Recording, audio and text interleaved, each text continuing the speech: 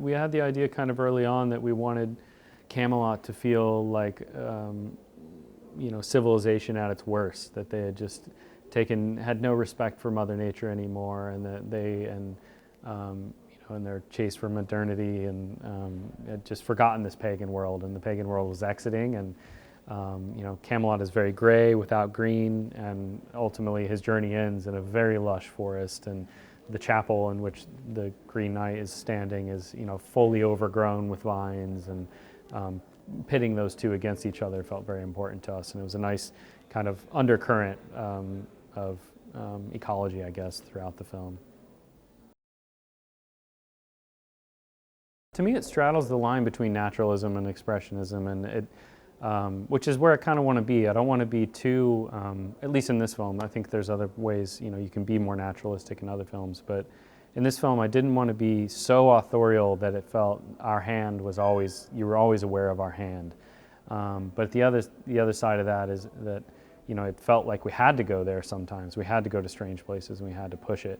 But the time in which the movie takes place really dictates a lot about the light to me. I couldn't, candlelight was, a real source of, and firelight was a real source of light once the sun went down.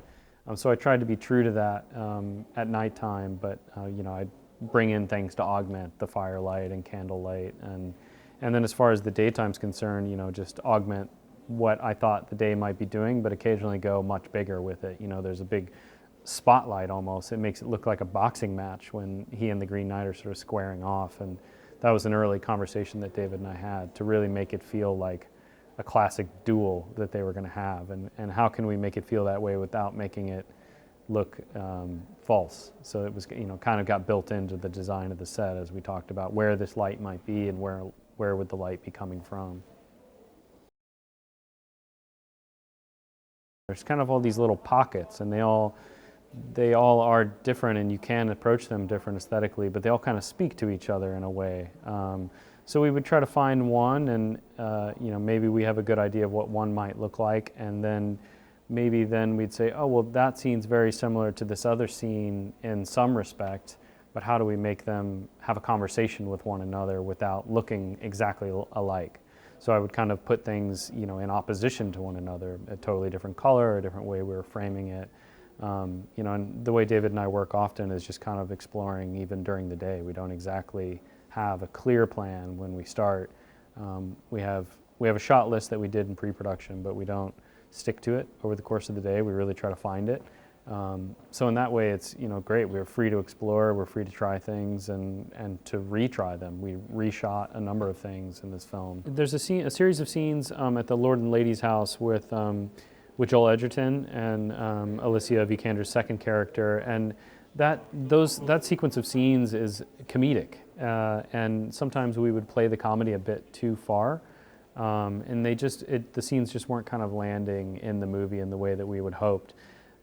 So we staged and restaged the scene in which Joel kisses Dev, and that the temperature of that scene changed each time, and also as did the setting. I think the first time we shot it was inside the house, and the second time it was just outside the house, and then the final time, which is in the film, is in the woods, deeper within the woods, and it's a much more menacing version of that scene.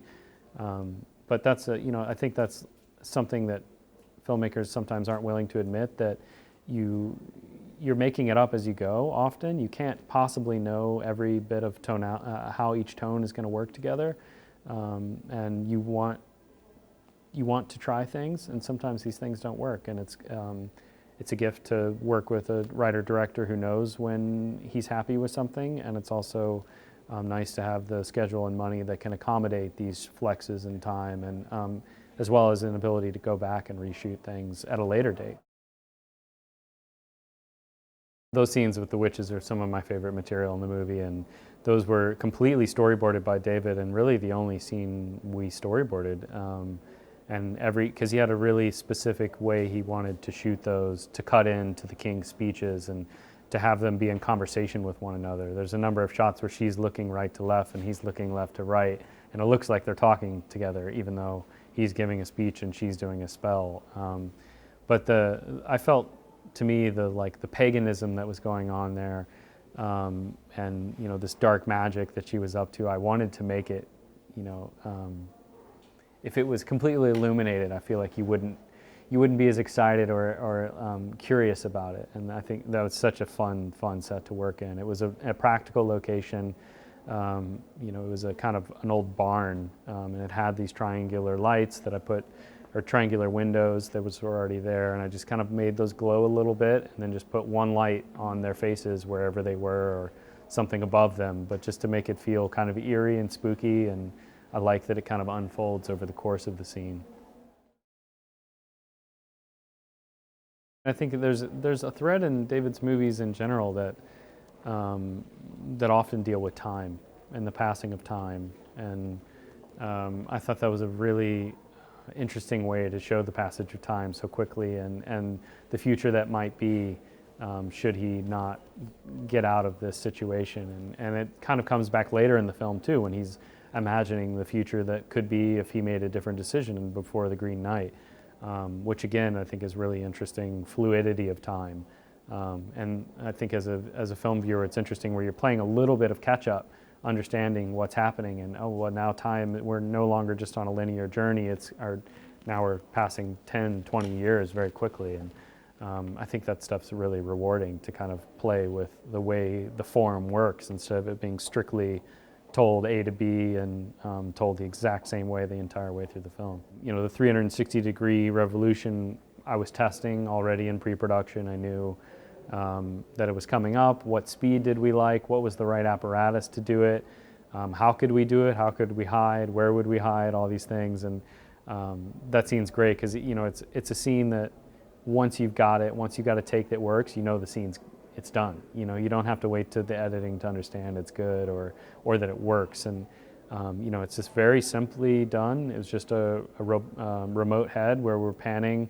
We're just over a hill. Just that whole crew is hiding over a hill, and it's panning. And Dev knows when he's off camera. A grip would tell him. He would say, you're off, and Dev could hop off. They'd run in the little skeleton, and then it's panning back around, and then they do the switch again. So it's a full live switch, and yeah, those are some of my favorite things to shoot because you just once they're in the can, you got it, and it's so fun, and there's an actual energy of applause on a set, which is so rare, to be happy with what you've done and know immediately.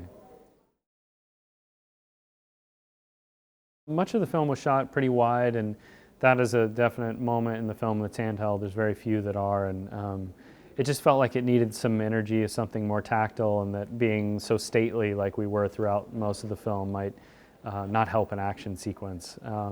And that sequence I operated on, and I had an operator, Mike Wilson, who also operated all the Steadicam work and much of other parts of the movie, but I did that one, and it was a real joy for me because I could be right there in the action. And with those wide lenses and the camera format that we shot, which was the Alexis 65, you can see so much without it being really distorted. It doesn't feel bendy or warped or like a funhouse mirror.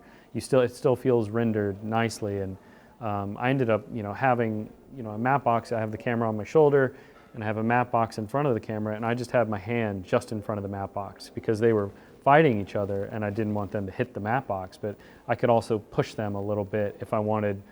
Dev, it was maybe trying to get in over the shoulder to see Barry, who is the actor, the thief, and I could kind of push Dev just slightly to the right or to the left, and it's really fun to kind of be in the action like that and feel the energy of a fight.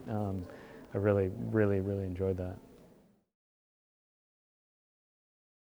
I chose to also light the movie at like a 5.6 and sometimes even much deeper because of the Alexis 65 is so very shallow. So I was inviting more light at times. It wasn't. We had what we needed, I would say, technically. It can just be a challenge a little bit just to. The size of the camera is more of a problem than anything. It's just that it's sheer scale and weight. To handhold it for a day can just really wear on you, or to have it on a Steadicam, or to put it in a crane, you have to get specific heads, and you have to accommodate such a large camera body. Yeah, I mean, I think that was sort of the challenge, I guess, technically more than anything. I never came off of 800 really. I don't typically, although I started doing it more recently, moving off of 800 a little bit. But for me, it's nice to have 800 as a base and just light to that. And you know, of course, I push things in post one way or another, but generally I overlight. Although things appear quite dark, that's done in post-production. Like the scene I mentioned earlier with Winifred sitting on his bed was shot very brightly, and everything was just pulled all the way down, because I wanted to do that to taste at a later date, determine the exact level of luminance to say we can see her and we can understand her face, versus being a little afraid of the dark corners of the frame. And that's typically my methodology, although I do see it the other way around sometimes too, where I kind of paint myself into a corner and don't offer myself any options in post-production later. The exterior was all on location. It really feels like a stage, and we wanted it to feel like a stage. We kind of were referencing some of Chivo's work, like on Sleepy Hollow even, how it feels like a stage, and there's something uncanny about that. And I really kind of wanted a feeling of a stage. And we just got very lucky with the elements, and the haze was just hanging in the air. You know, any slight breeze and that haze would have blown away. But we shot it over 2 nights, and you know, that's just one of those scenes that just everything kind of came together. You know, your plan and the execution just locked in. And often in filmmaking, that's not the case. What you hoped you would make is very different, or maybe you have to just react. But everything was just like my lights were in the right place, I felt, and the wardrobe was amazing. The trees, everything just came together really nicely, and it really felt like a storybook to me. And I think David and I both kind of point to that scene as what, you know, we're both very happy with the film, but as like that's kind of the high watermark of where we wish the whole movie was, that everything, all departments were just working cohesively, and that we were in such a controlled look and environment, that was kind of those is definitely some of our favorite work in the movie. So we had a taxidermied fox who just kind of was in a standing position, and that was I mean, it's so important for me, because I've done this before where I've had a CG character and I had a thought about what size it might be, and then they bring in some reference and I realize my sense of scale is all off. So we would land the taxidermied fox, I could find my lens, I could find about where I wanted or stop, or everything, and then, you know, sometimes a laser pointer is the best tool. There was a couple Steadicam shots with the fox early on, and I would just do a laser pointer with my Steadicam operator, and I'd say, okay, he's going to come up here onto this stump, and then he's going to scamper around here, and then he's going to scatter, you know, he's going to run off. And so I'd show him that path a couple times. He would you know, try it and then do it once without the laser, and then we said, oh, let's do that again, but let's speed up at the end. So it's kind of a game of imagination, and just it feels like play, like children's play, which is really fun to you know, talk through what the fox is doing, and I really enjoy giving that kind of feedback. Very, very similar lighting. The only difference was a different set of lenses. So I used a series they call the T-type, and I used nearly one lens for that entire sequence. And it's very vignetted on the sides, it's very blurry, and when that lens wouldn't work, and sometimes even in addition to that lens, I would add Vaseline to the sides to make it feel even more dreamy. And this one I'd done some testing on and found kind of just the right amount that didn't really scream that it was an effect, but you could feel it, I guess. But I always prefer to do things real and on set if possible. It's just always, in my opinion, much better.